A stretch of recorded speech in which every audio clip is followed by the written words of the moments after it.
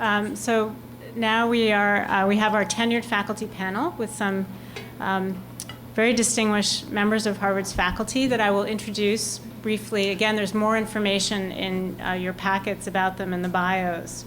And they will talk for 10 minutes again, and then we will have question and discussion, and Judy will draw the workshop to a close before lunch. I forgot to remind people before the break that if you want to have your photo taken, just find Roba, and she will give you, who's right there at the door, and she will give you a photo release form, and Susie, our photographer, will meet you outside during lunch, or also potentially after we do the tour of Harvard Yard. So today we will hear from Lawrence Bobo, W.E.B. Du Bois Professor of the Social Sciences. He has appointments jointly in the Department of Sociology and the Department of African and African American Studies in the Faculty of Arts and Sciences. His research focuses on the intersection of social inequality, politics, and race. Professor Bobo has, among many honors and fellowships, is an elected member of the National Academy of Science, as well as Fellow of the American Academy of Arts and Sciences and the American Association for the Advancement of Science.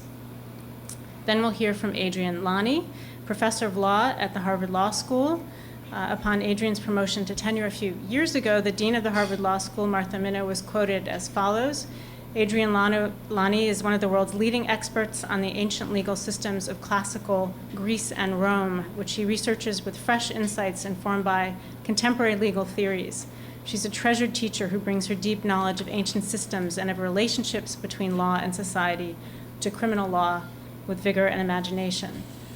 And then we'll hear from Leah Price, who's professor of English at the Faculty of Arts and Sciences, where she teaches the novel, 18th and 19th century British culture, narrative theory, gender studies, and the history of books and reading. Price is also humanities program director at the Radcliffe Institute. And she's author of several books about the book, and writes on old and new media for the New York Times Book Review, the London Review of Books, and the Boston Globe. In 2006, Leah was named a Harvard College professor, which is a chair given in recognition of exceptional teaching. So we'll start with Professor Bobo. Thank you very much, Amy, and thank you, Judy, for inviting me to do this. I myself attended a meeting not unlike this 15 or so years ago, so I want to welcome you this morning, congratulate you on joining the faculty here at Harvard. And it's nice to see that this tradition has a somewhat different quality to it than when I first came, and if you push me, I'll tell the story of what that encounter was like. I wanted to make, if I could, quickly seven points that occurred to me as I was kind of charged with two tasks based on a conversation with Amy yesterday. One is to think about kind of establishing a life, a way of being, engaging at Harvard and remaining a full, grounded, sane person. And secondly, especially for those of you who are this is your real first teaching appointment on the tenure ladder, how does one cross that great hurdle and become a tenured member of the faculty? I'll say only a little bit about that. So first and foremost, I want to underscore that what struck me early on is that there are many modes of being at Harvard, right? There is no one way of being a member of the Harvard faculty. And it's interesting how, I don't know, well-defined a kind of archetype we have in our heads of what the Harvard professor is supposed to be and epitomize. Whether it's kind of the eminent, flamboyant, quirky individual, or the kind of overbearing, haughty person. Is it the John Houseman character from Paper Chase? What was it, Charles Kingfield? Was that his name? Or the somewhat more modern, urbane Tom Hanks from the Da Vinci Code is, Robert Langdon. Is that the new style of being a Harvard professor? I don't know. Do I have to come in and write the big provocative book that gets me discussed all over the country, or can I be kind of a steady worker bee that's producing a stream of carefully done research articles and essays? Do I have to have the persona to fill a large lecture hall? Or can I just be really good at a freshman seminar with 14 people? The good answer is, the right answer, the truth is that all of those options are available. There is no one path that you have to choose, and you certainly don't have to force yourself to try to be something that you're not. And I found it reassuring to have learned that early on and to disabuse myself of the notion I had to try to become something that I wasn't already inclined to be or become. So the good news is there are many modes of being and many paths to success. Kind of the second issue for me is that to think of Harvard as a big city with a small town feel. It's a big city in that there are kind of the 9 separate units that have their own kind of worlds or fiefdoms, from FAS, GSAS, to the law school, to the divinity school, to the graduate school of design, the medical school, public health, religion, education, law, whatever. I might be forgetting them all, and you get the sense that, my goodness, this is an enormous field of possibility and people and options, and how do I ever fully find my footing? And it turns out that people start to get to know you quickly, I think, and you can do things to make that a more strategic thing for you, and you do want to learn that, but your colleagues in your department, your staff, students, start to network you in lots of different ways into the life of the university. And I guess especially for newer, younger people, I would strongly encourage 2 things. Don't be shy about initiating contact, even with senior colleagues. Like, can we go to lunch? Can we get together? And you'll discover that flattery goes a long way. Seek advice. Seek advice, because especially old Harvard dons, we love hearing ourselves talk. So let them do that, and you will learn from them. It goes back to that old phrase, networking. The third thing I want to say along that is that there is something about Harvard in this place that's very New England. And I came here from California as a Californian. And when you first get here, you notice that often streets aren't marked well. Every little town recycles the same set of street names in different places, right? So there's a Washington Street in Brookline, there's one in Somerville and one in Cambridge, and they don't connect. So how do you get around it? The New England motto is, if you really belonged here, you'd know where you were, kind of thing. Harvard can feel like that because there are so many little institutes, centers, programs that offer resources for you, ways of supporting and plugging in your work. And I guess the news is, especially early on, lean in the direction, I would say, of saying yes to invitations to check things out, to get to know things. Yes to invitation from the houses to connect to them. Yes to students who want to invite you to a faculty dinner.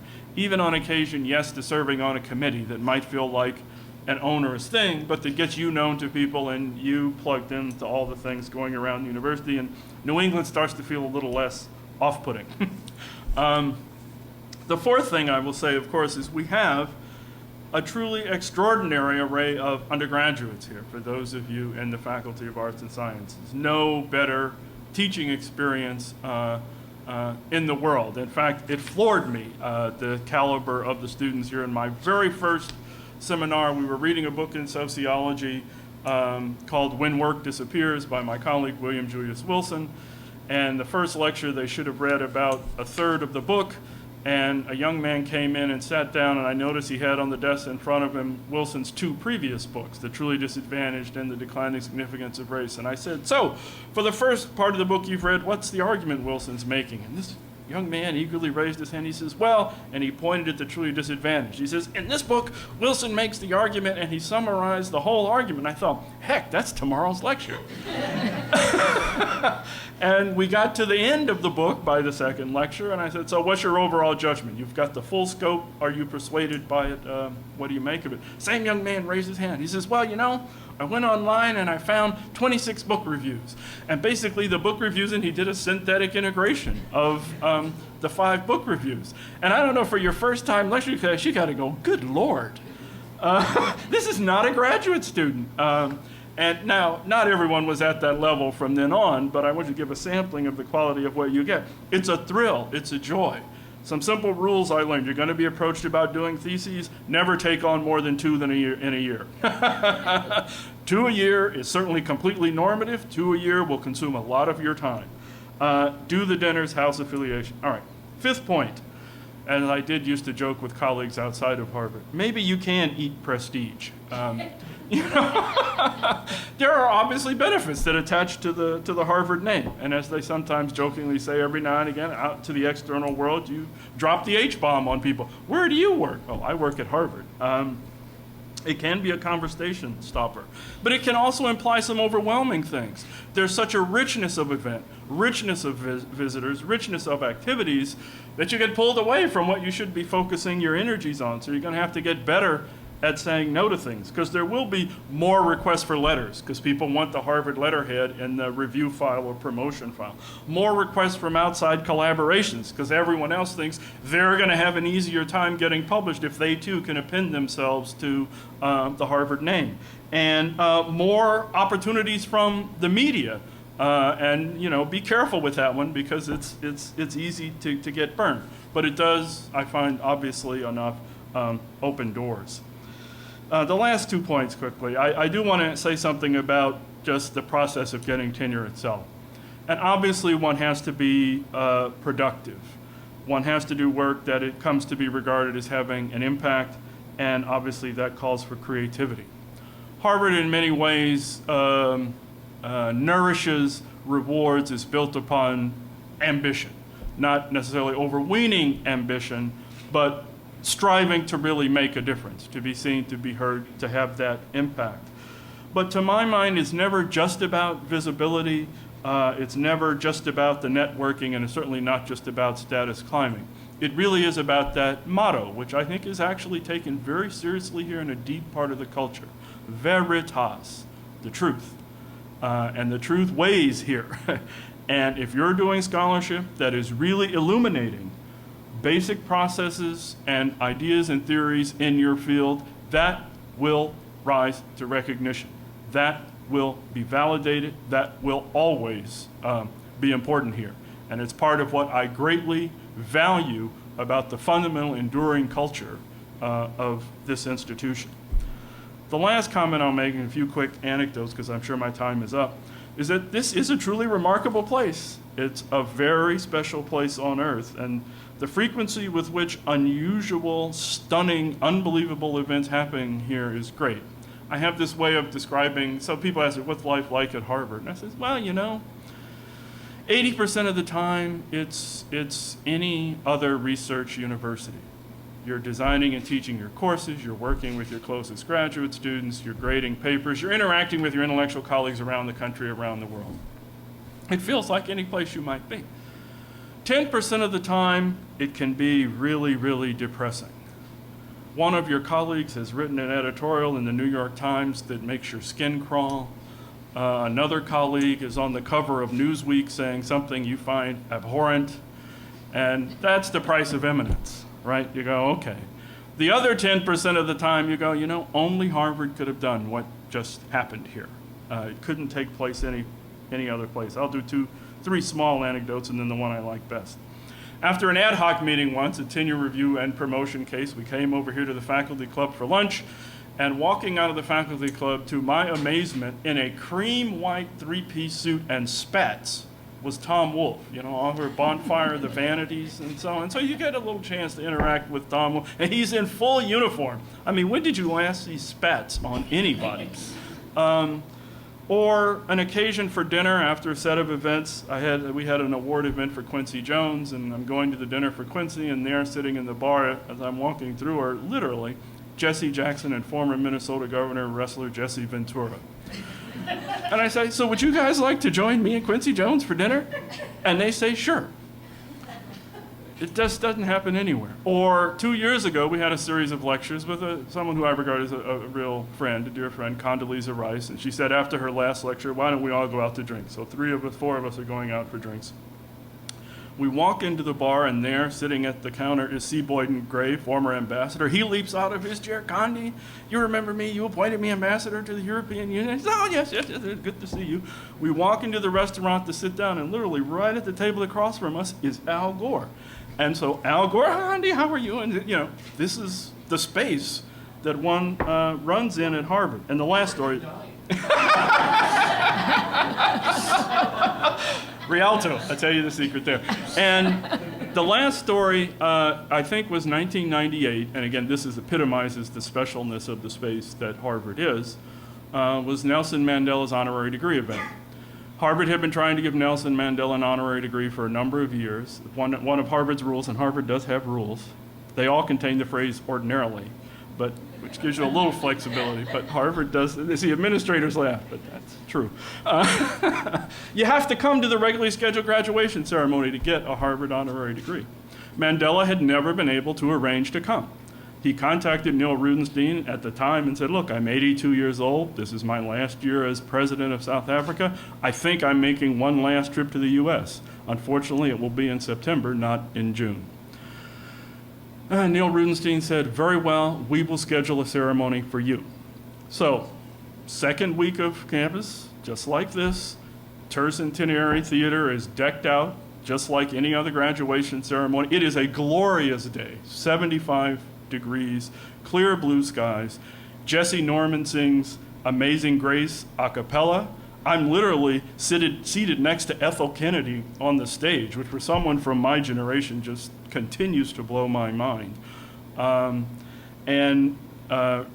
gets up to introduce Nelson Mandela. He says, now, Harvard has given honorary degrees out of the normal cycle only twice. This will be the third time. The first time was in 1776 for George Washington, and the second time was in 1943 for Winston Churchill. Today we're doing it for Nelson Mandela. And you have to go, okay, there's only one place that this happened. So I'll stop there.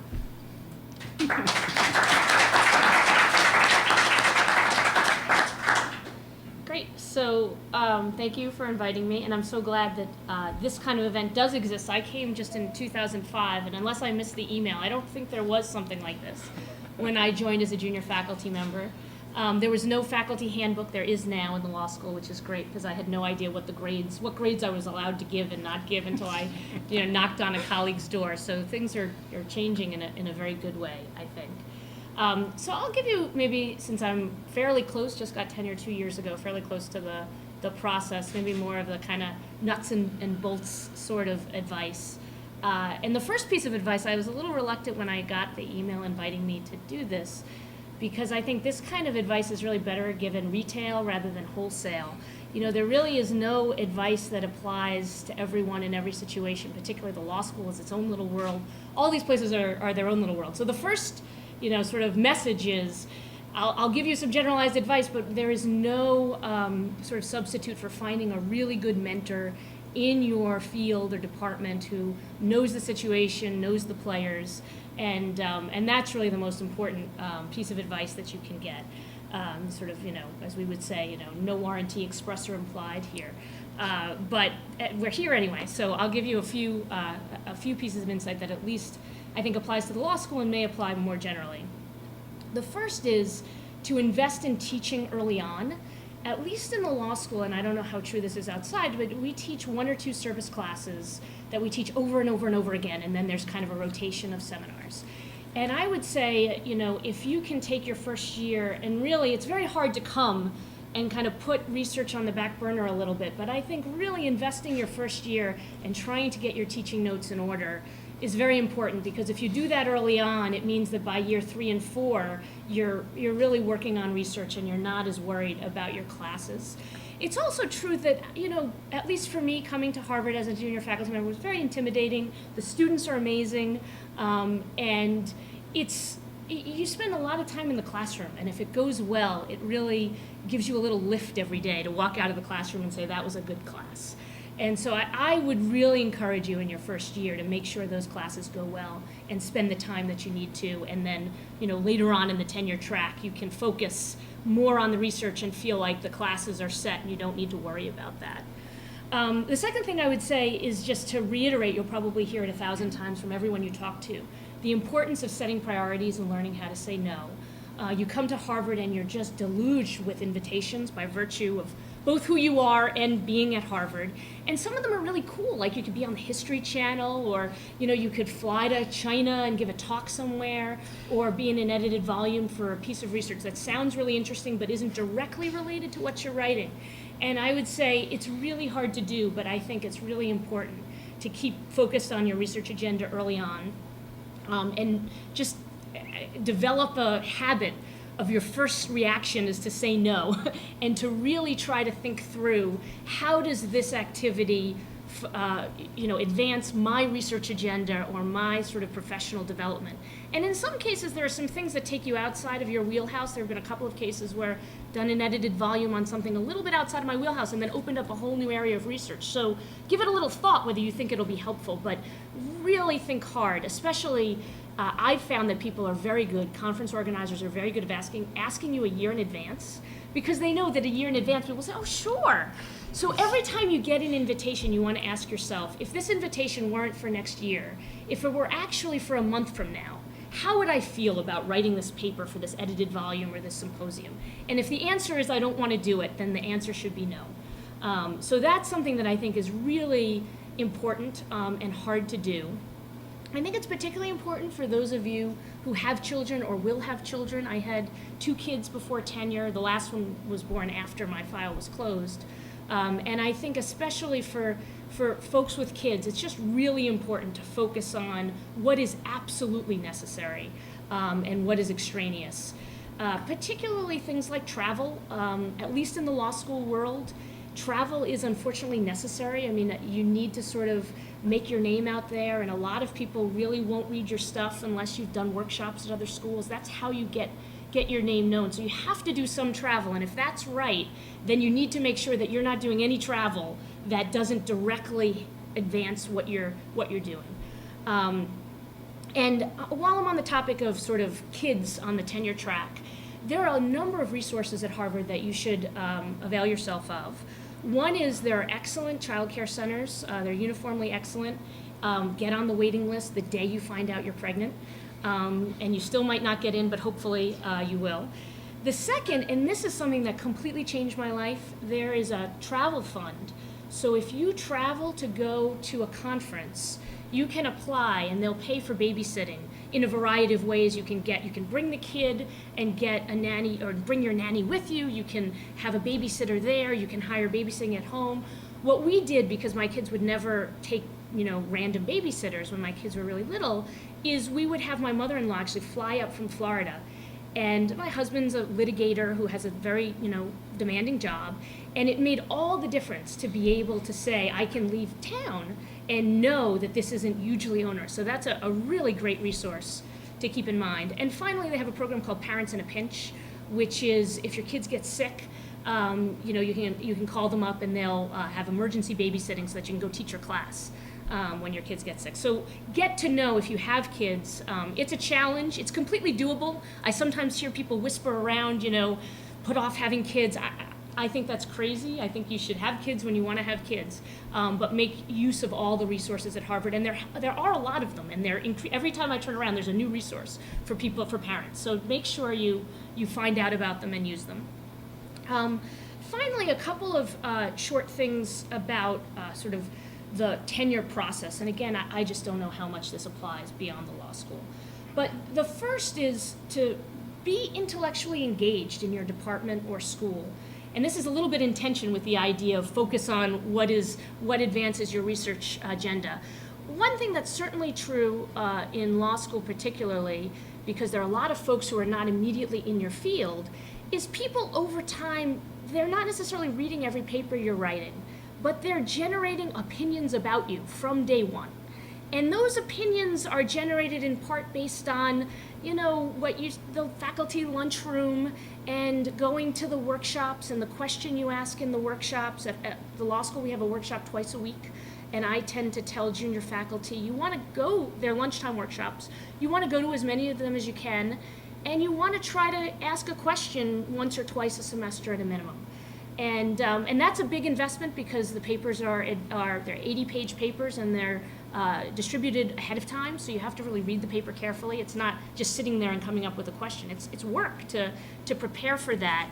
But I think in strange ways, that kind of impression that you make on your colleagues about how engaged you are, how smart you are, whether you can ask a smart question, even if it's not directly in your field, actually really affects their view of you and kind of how they read your file when the file comes up. I think that sort of thing is important in ways that are hard to quantify.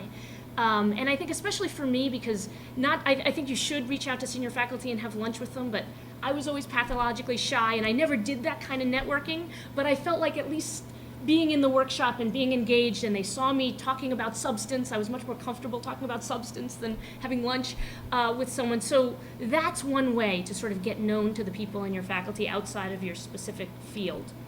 And finally, in terms of within your department or school, a lot of people will tell you, follow the advice of your mentors. Make sure that if mentors are telling you, to do a certain thing with your research agenda, that you should certainly follow it. And I think that's by and large true. But one piece of advice that I think that's important that I don't hear as much, and I think is equally dangerous, so I'll say it, is beware of well-meaning but uninformed advice from folks in your field. I mean, one thing, at least in the law school, is a big place, and so there are people who are important players in the law school, but they're not directly in your field. And they're busy people, and so you have lunch with them and you say, well, what do you think about X? That's not really an informed opinion all the time, right? You want to take it seriously, but it's not always an informed opinion. If they're reading your stuff, if they're not directly in the field, they might not give you the best piece of advice. So you want to take seriously what you hear from people, but you are the world's expert in your research agenda. And if someone tells you to do something that doesn't sound right to you, don't just ignore it, but you want to talk to a lot of other people and try to find people more directly in your field who are more knowledgeable, because I have seen this, really go the wrong way, where people are following advice because they think that's what they should be doing on the tenure track, and then maybe that advice wasn't as well informed. And always remember that your audiences are multiple. They're the audiences within your field, within your department or school, but there are also the letters that come when they send out in your field, and then the people at the ad hoc, and you need to make sure that what you're doing is okay for all those audiences, not just the local folks. So, and that's a piece of advice that I think I had never heard anyone tell me. Everyone says follow what your mentors say. That's a piece of advice I'd never heard anyone tell me, but after some experience, I think it's an important thing to keep in mind. So anyway, those are just a couple of sort of more practical types of advice.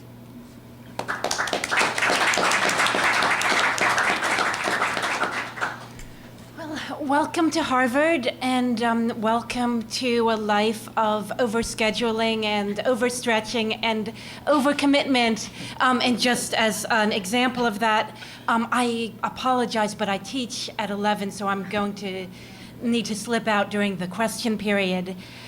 So I'll be brief. One of my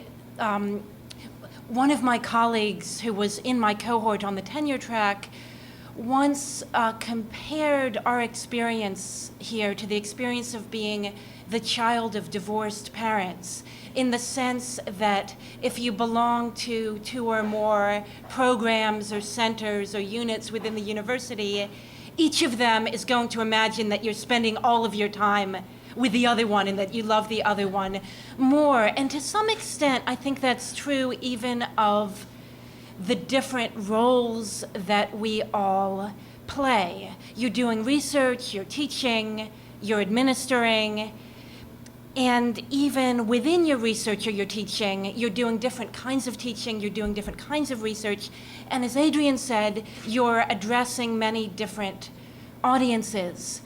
So although you will hear a lot and you will need to think a lot about work-life balance, it's also worth thinking about what you might call work-work balance. That is about the balance between the different parts of your work portfolio, and as Adriaan was saying, the different audiences whom you address in your work life, which includes the students who you might encounter in the classroom, the students whom you teach as a thesis advisor, undergraduates, graduate students, and also the balance between addressing the people who sign your paycheck, that is your colleagues within Harvard, and addressing your colleagues within the field at large. One of the biggest changes for those of you who've come here straight out of graduate school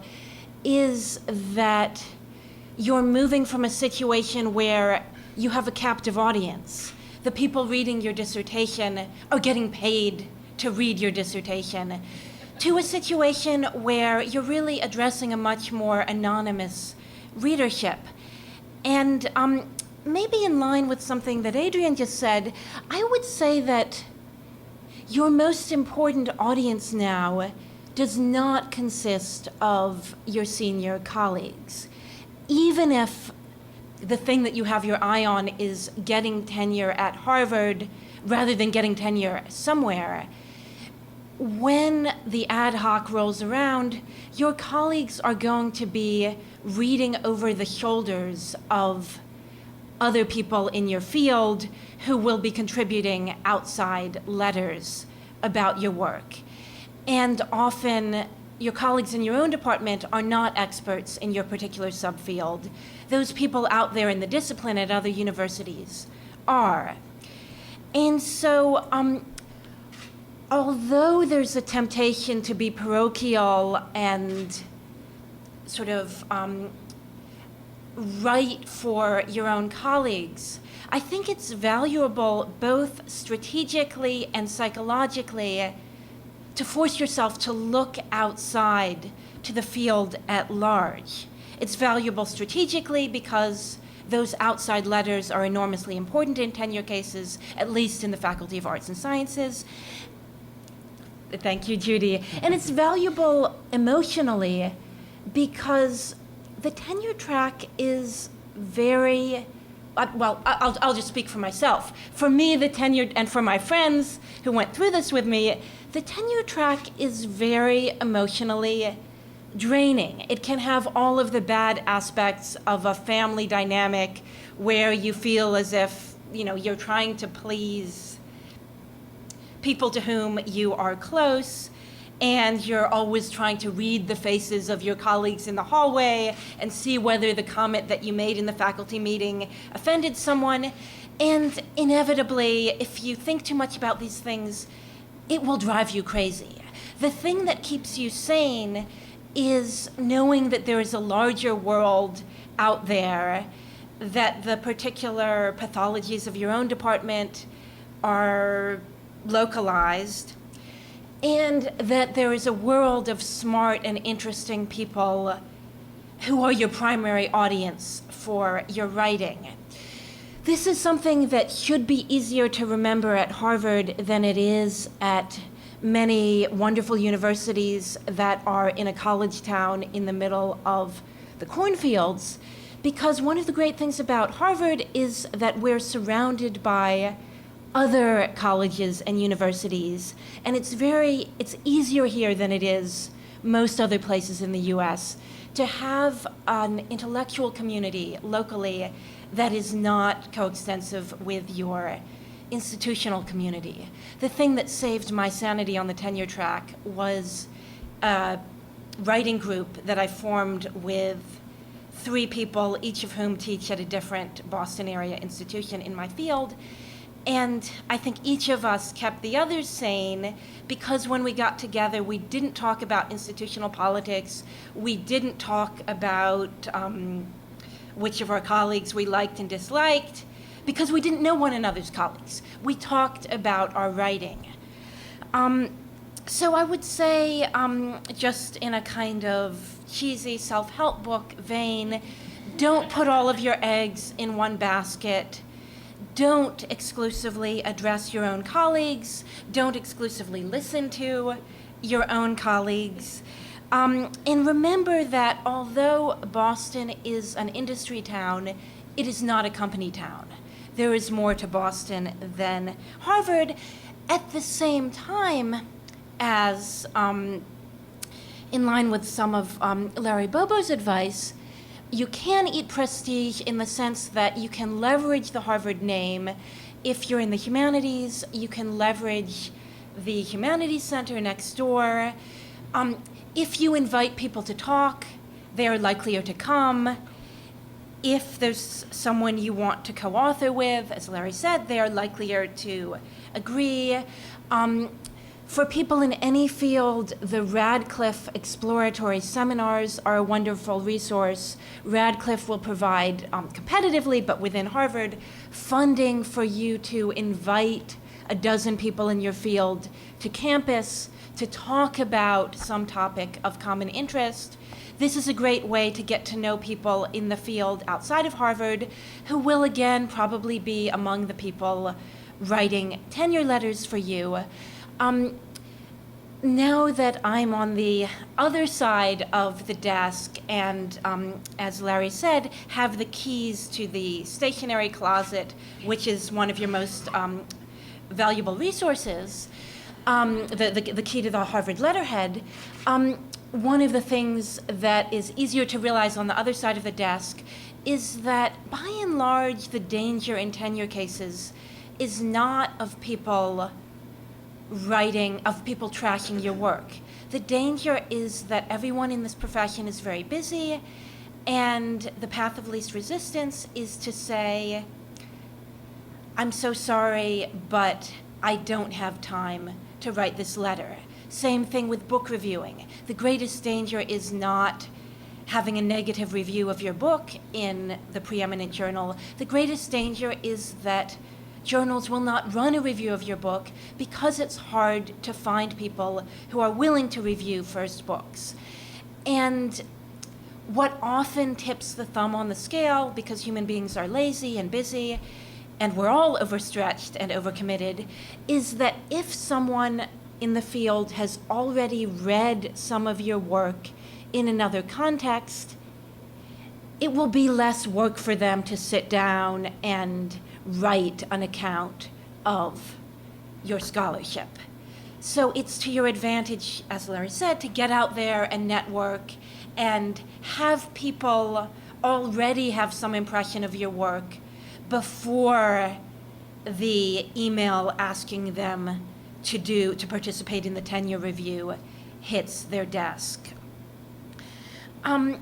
Finally, I guess I would just say, so as not to sound like a real downer who's just saying, we're busy, you're busy, everyone is overstretched and overcommitted, that as so often, the worst thing about this job is the best thing about the job. And if the worst thing is that you are drawn and quartered and pulled in many different directions, the best thing about this job is that it is tremendously varied.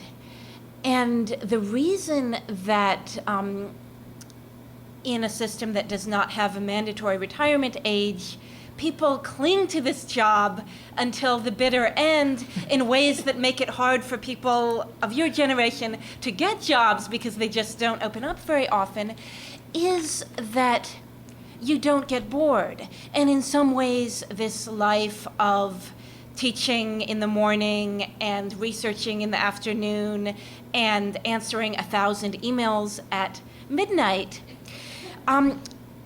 we are one of the few professions that answers in some ways to Marx's otherwise very utopian description in the German ideology of the person who can hunt in the morning, fish in the afternoon, rear cattle in the evening, and be a critical critic after dinner. So although it's overwhelming and is, I think, especially overwhelming in your first semester when you are, as Adriaan said, preparing every lecture from scratch rather than doing some recycling, as we're all now able to do, the pace will become saner, and once it becomes more sane, I think you will be in a position to enjoy the tremendous variety that comes from all the different facets of this job. So it will get better.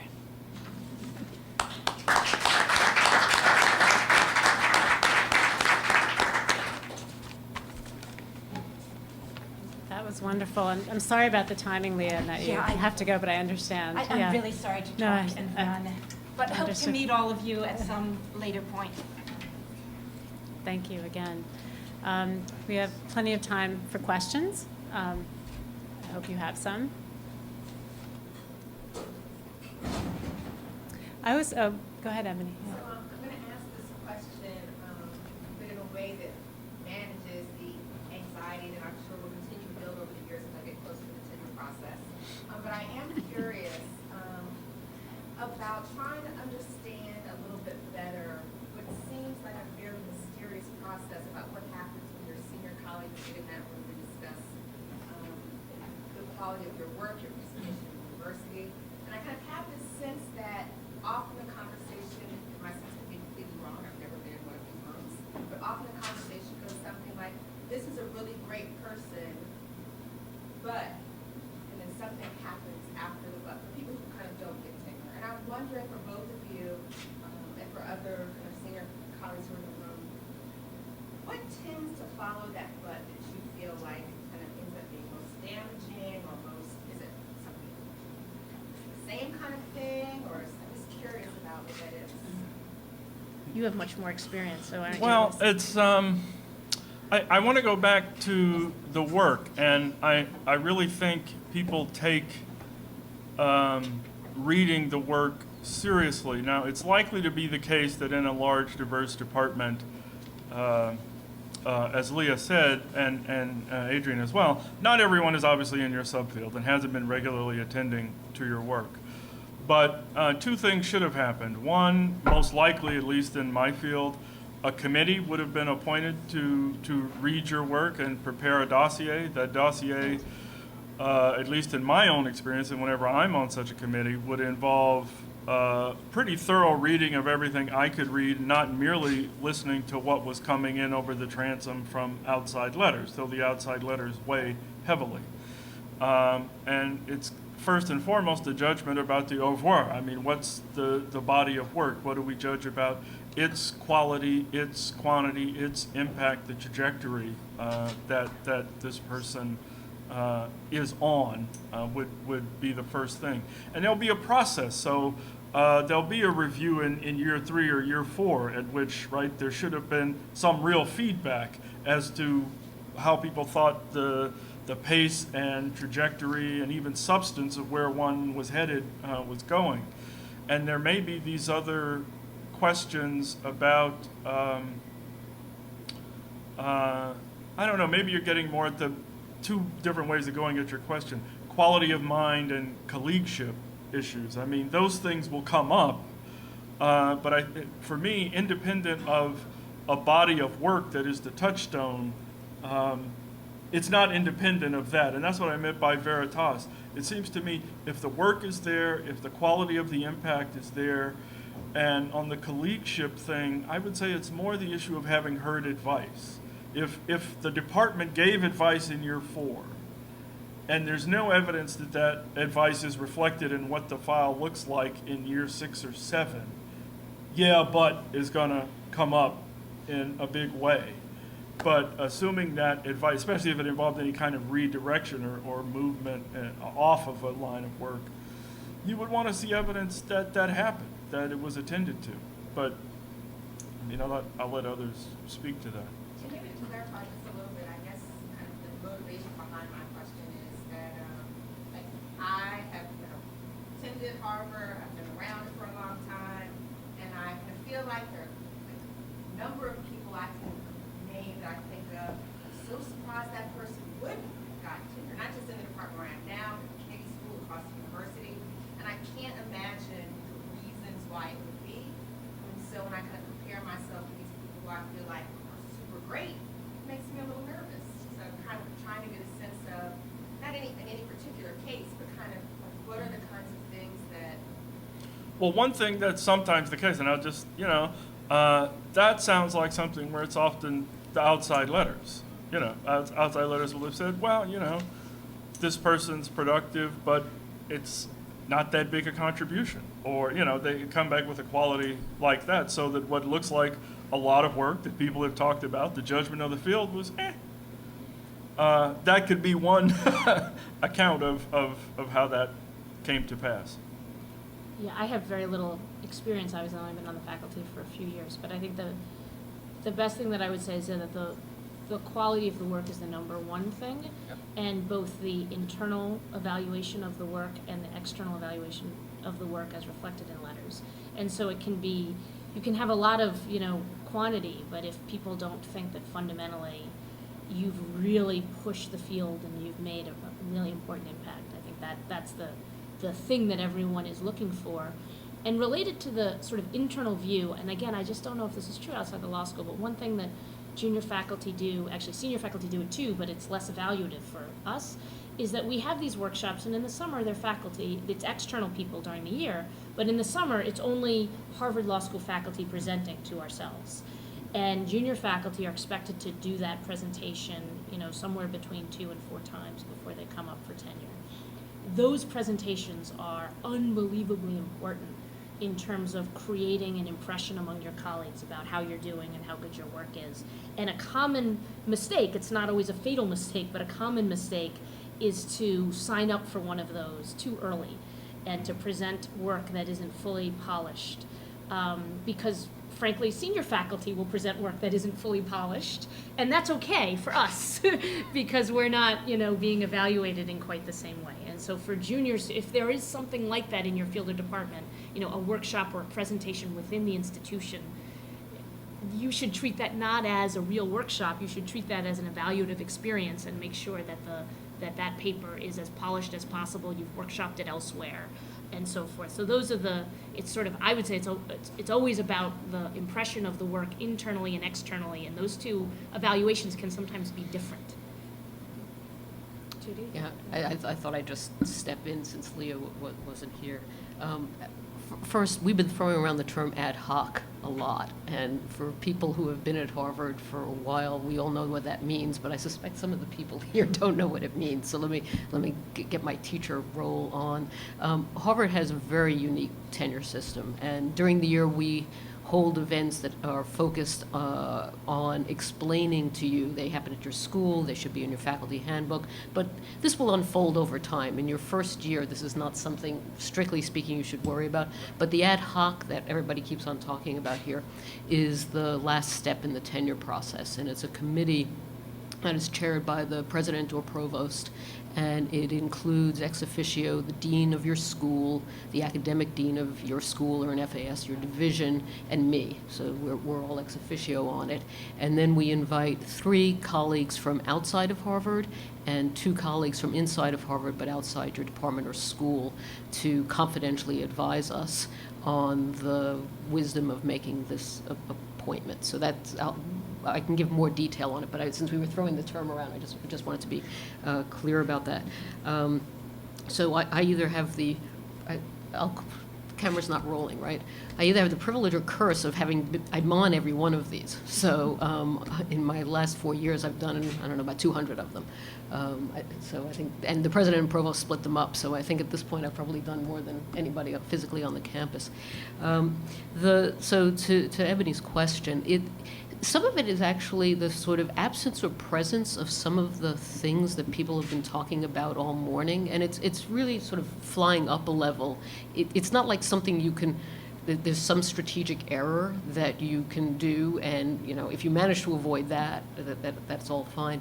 It's more about defining who it is you want to be, and then doing things that are instrumental to make that happen, so that there's an alignment between what it is you say you're doing, the kind of work that you have put out in the field that people are reading, and is it aligned with that mission? Are the activities you choose to take on or not take on aligned? Are you taking on things that are aligned as opposed to things that are misaligned? And the kinds of issues that come up. I mean, tenure is a lifetime decision. It's actually a very costly proposition to the institution. And as Leah says, very few people retire. So it's a pretty nice gig being a tenured Harvard professor. Right? It's a pretty sweet gig. Sometimes I say they pay me to do this. It's pretty amazing. But it has to do with things about impact, and that's a big issue. Whether you're in a professional school and its impact in both research or policy and practice, or you're in arts and sciences where it's really impact in the field. But it's really, have you made a difference in the world? And in fact, that's part of why you became an academic, is you wanted to make a difference in the world. So it's not as if the criteria that the institution is using are misaligned with what you're using, but the question is also, another word that you'll hear thrown around is where the bar is. And different schools have different stated criteria. So in the Faculty of Arts and Sciences, they'll say quite explicitly you have to be an independent scholar of the first order and have an international reputation. At the Kennedy School, they have 5 criteria that they're very explicit about that include things like quality of mind and impact on policy and practice. At the School of Public Health, they have guidelines where they say they're particularly interested in addition to research, teaching, and service, translational activities, things that really have an impact in public health practice. Those will differ across the schools, but at their core, has this person done something that has such an impact that we want to employ this person for the rest of his or her life, and that's what's going on. And there are, unfortunately, lots of good people who we decide not to tenure. So not getting tenure at Harvard is no shame at all. And people go on to very productive careers. In fact, nothing makes me happier in some very odd way than seeing somebody who we turned down just go and win some prize and have us all kick ourselves in the pants for letting the person go. That's fine. We want people to succeed. But it's really having an impact. And the impact is measured by these different ways. They're measured by the internal letters that your colleagues write. They're measured by the conversation that goes on in the colloquia that you present your work at. They're mentioned by something Adriaan said I think is really important. They're measured by the questions you ask. People are really interested in, do you ask interesting questions? In other words, is your research focused on something interesting? But they're also really interested in, do you ask interesting questions of other people? You engage, do you have a lively mind? Do you make other people think differently? Those are the kinds of intangibles that really make a difference. The thing that you don't want to do, because I see people do it, is look at somebody who doesn't get tenure. And of course, it's a selection bias problem. You only know what you see. You don't have all this additional information, and draw all sorts of inferences about what happened. And the reality is, you don't know. And so I think every case is different. And you're new. We haven't roped you in. Larry's done quite a number of these over the years. Every case is different, and they are treated with the utmost seriousness. The thing that I can assure you is, hiring you was actually a huge amount of work for your colleagues. Huge amount. You have no idea because you have yet to be on a search committee. Being on a search committee is probably the most time-consuming service responsibility that a faculty member has. And it's intense. It's during a semester or a year, but it's really, really intense. People who work. Everybody really wants you to succeed. And so at the beginning here, we're invested in your success. I mean, one of the reasons we're doing this kind of thing today, and we'll do lots more of these during the academic year, is just a number of years ago, we didn't do any of this. We actually didn't have a tenure track at Harvard. You know, the joke was, you want a mortgage? Oh, get one of those adjustable 5 or 7 year ones. You'll never have to pay the whole thing off. You won't be here. And in moving to this kind of system where we're investing in you, I didn't meet the president of Harvard until my 8th year on the faculty. Okay, you've met the president of Harvard, not met directly, but nevertheless been in a room with her in your 3rd week. I mean, there's just a different level of investment. So it's hard to say that there's something that you can pinpoint that's a mistake. It's just trying to don't focus on what you shouldn't do, focus on what you should do. Just one thing I think at this juncture would be useful to comment on, Judy, because it keeps coming up, is the field definition. When Ebony asked that question about, what happens, so often it's about, when you said, how does a person define themselves, but with respect to a particular field might be helpful. So when I was in your shoes, I sort of spent a few years thinking about what did I want to be? Because that's sort of what you're trying to figure out. What do you want to be when you grow up? I mean, hey, you're now a Harvard professor. That's pretty cool. Okay, now what do you want to be in your field? How do you want to be known?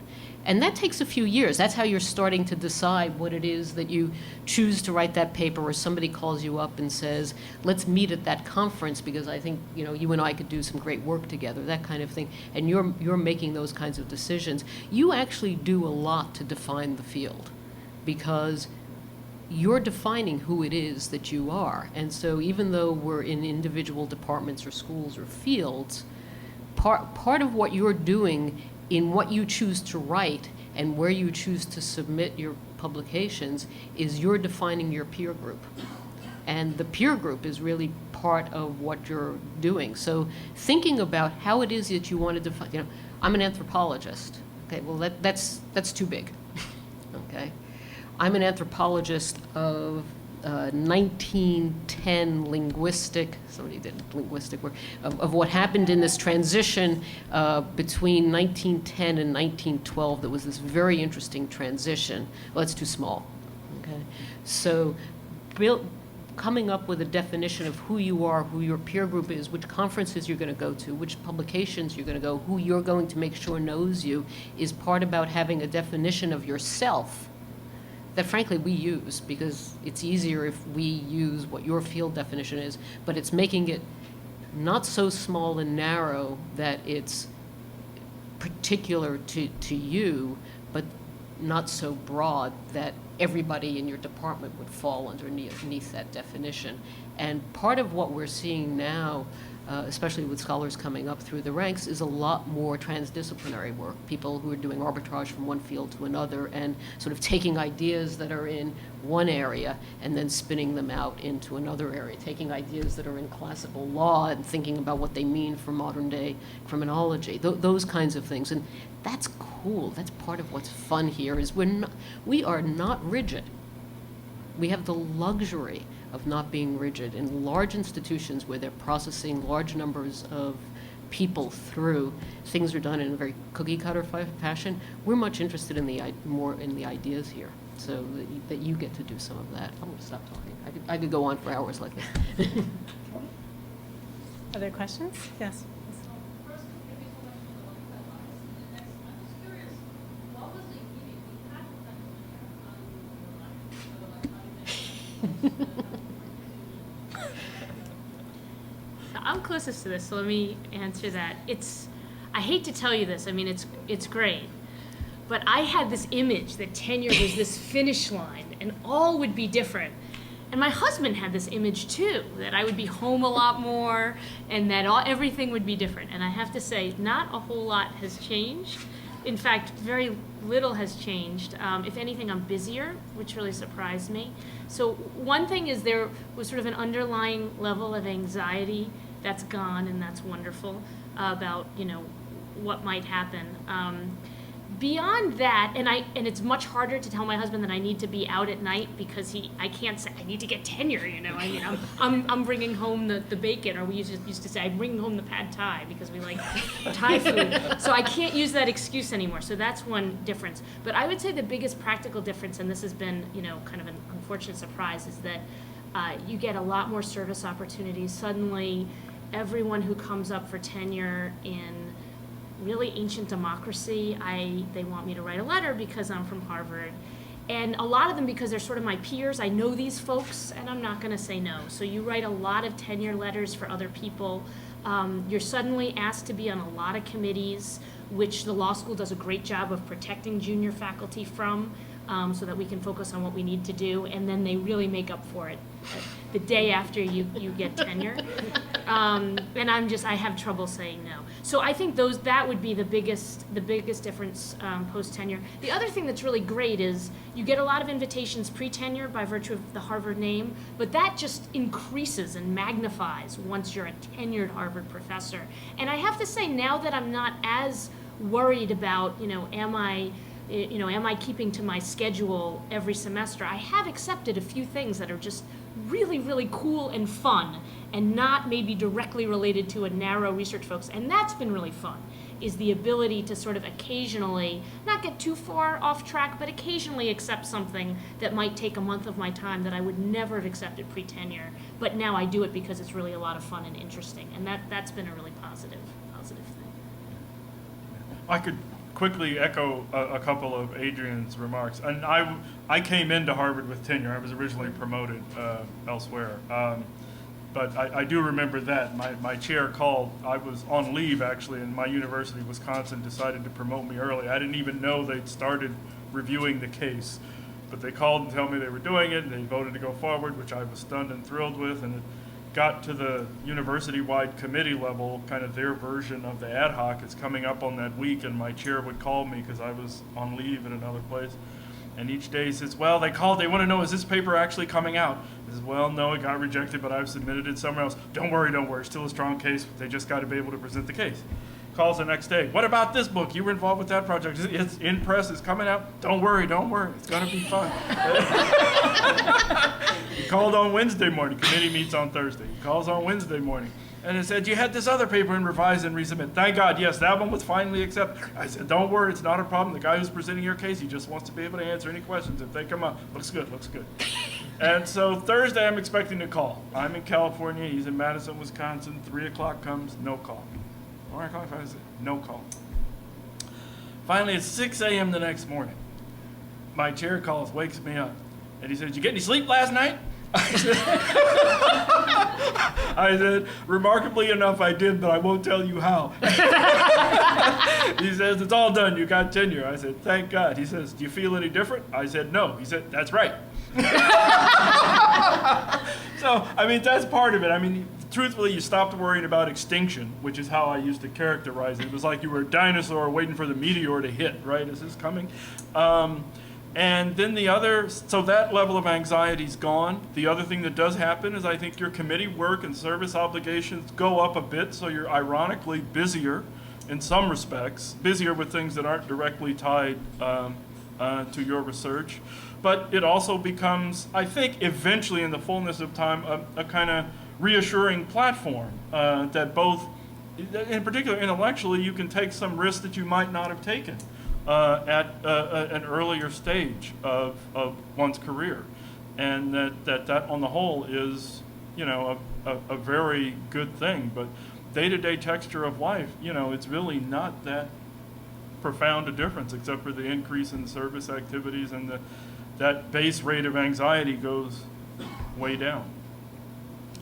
The only other point I'd add, and Larry alluded to it, but I'll just call it out, is the ability to take a slightly longer view of what kinds of problems that you take on, because having a tenure track means there's a finite period of time during which you're going to be evaluated.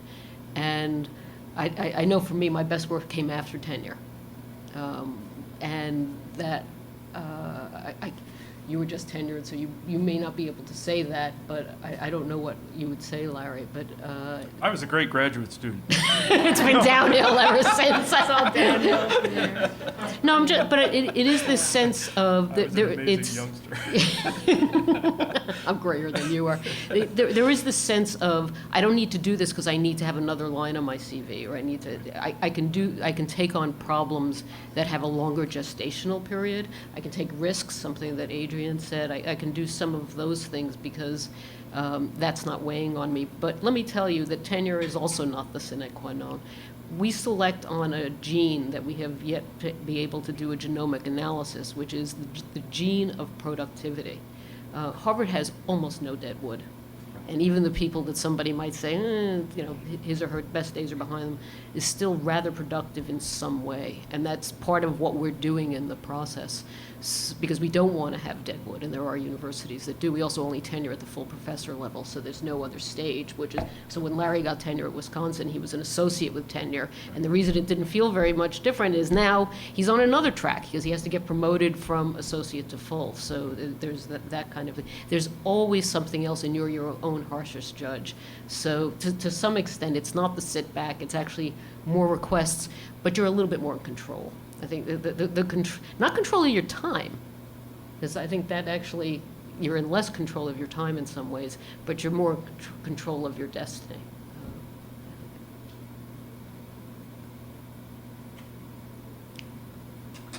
Other questions? So Yes. Oh, I did see. Yes, go ahead.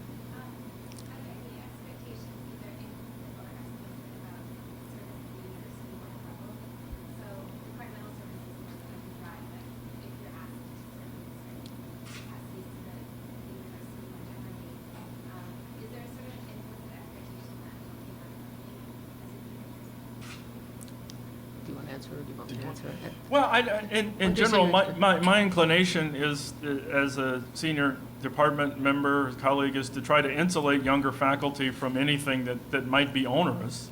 If requests do come along, it is probably, everything else equal, useful to do it. For example, I am correct, right, that there are junior faculty on, say, the faculty council and FAS and things of that kind. And that is an important opportunity to network with others in the university, to learn the culture of this place, to see how important decisions are made. So I wouldn't generally counsel against doing it, but the first and foremost thing, of course, is to get your research done and out there in the world, and to get the teaching going and settled as well. So, but I don't think there's any kind of cookie cutter, and certainly I would think for most of my colleagues in FAS, the strong inclination would be to try to insulate you from things that might become really onerous service obligations.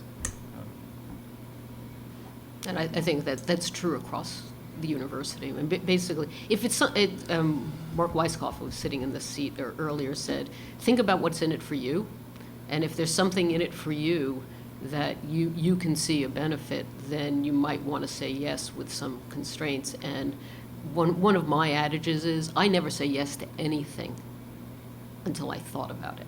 So if somebody calls me or somebody sends me an email, my response is, let me think about it. And a few days later, it feels a little differently. Even if somebody, buttonholes you in the hall and say, well, I just have this policy of just saying, I won't make a decision for a few days, because it just gives you some breathing room. And if you just do it routinely, then some of those things you'll come back to and say yes, because you've had some chance to think about it, you've had some chance to talk to colleagues, you've had some chance to...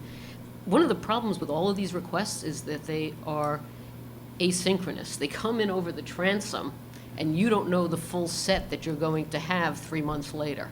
You never know. And so I can't remember who was saying it earlier. Somebody said, so you think they're going to dry up if you say no. They're not going to dry up.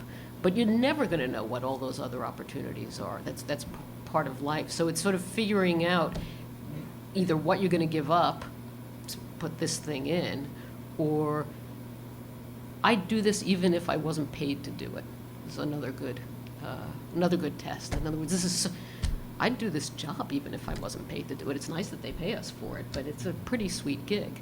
And so that's trying to, maybe that's too economics for some people, but it's just saying, is it so appealing that I see something in it for me? Can I ask one question of my colleagues? What do you do when you get rejected? Paper gets rejected, manuscript gets rejected, grant proposal gets rejected. Spend a lot of time bad-mouthing people. No, yeah, as I was told, you have to be pretty resilient. I mean, you do your best to turn it around. If there's, as my mentor, not here in particular, but as I started my graduate career, told me, if two reviewers say the same thing, there's probably some truth to it. So maybe there is something that needs to change or be modified in what you've got here. But if that's not the nature of the advice, then continue to be that energizer buddy. I mean, turn it around and get it out. You can't just sit there and focus on that. I mean, you have to keep your options as open as you can and keep going, because things eventually hit, and not every rejection is the end of what happened. It's like that review for what happened to this paper. I mean, it all eventually makes its way, by and large, into the light of day. So you don't stop because of a blip. Yeah, I remember something that Greg Naj, who is a professor in the classics department, and he was a senior fellow at the Society of Fellows when I was there. And one of the things that his piece of advice was, when you send out an article, you should have another manila envelope all ready to go, addressed to the next second journal. And obviously you want to take, you want to look at the readers' reports, and if there's really something there, you take it on board. But if you really don't agree with it and you think there isn't a whole lot there, have that so that even psychologically, even if you are probably not going to send out that second manila, you're going to do a little bit of something in response to the readers. Psychologically, you have a sense that all my eggs are not in one basket. I'm ready to move on to another place, and that's I thought that was really good advice. Any further questions from the audience? Professor Bobo mentioned Quincy Jones and Al Gore, so I wanted to ask Professor Lanni, so what's Alan Dershowitz really like? Yeah, are the cameras running? No, they're not. They're not running. They're not. He's amazing. I have to say, he's amazing. This is one of the things that I really, really surprised me in some ways. We had a faculty dinner, and it might have been my first or second year, and it was the first time that I'd interacted with him in a, in a very direct way. He is just voracious. I mean, he is knowledgeable across so many subjects. We had this long conversation about the Bible and Socrates, and he's just amazing. I mean, I have to say there are, without naming names, there are always colleagues who you think to yourself, their work is really good, but I don't feel like I don't deserve to be at the same table as this person in some way. And Alan Dershowitz, for all his kind of TV persona, is one of those people who is so quick and so smart and so well-read and that I did feel like I can't believe I'm at the same table as this guy. He's on another plane in some way. So he's a wonderful colleague, really impressive guy. Okay. Literally, is the camera running? Is No. this- No, it's not. Are we being taped at all? No. You, just the panel, not the questions Not this. session. Oh, Just your yeah, cool. presentation. All right. Yeah, so go ahead. So I had the pleasure once of having dinner at Alan Dershowitz's home in Chilmark on Martha's Vineyard, small little group. Had Jules Pfeiffer, the cartoonist, playwright, some other friends of his, my dear friend, Skip Gates, Henry Louis Gates, eminent individual, Sir Evelyn de Rothschild, direct descendant of Baron de Rothschild, Len Foster de Rothschild.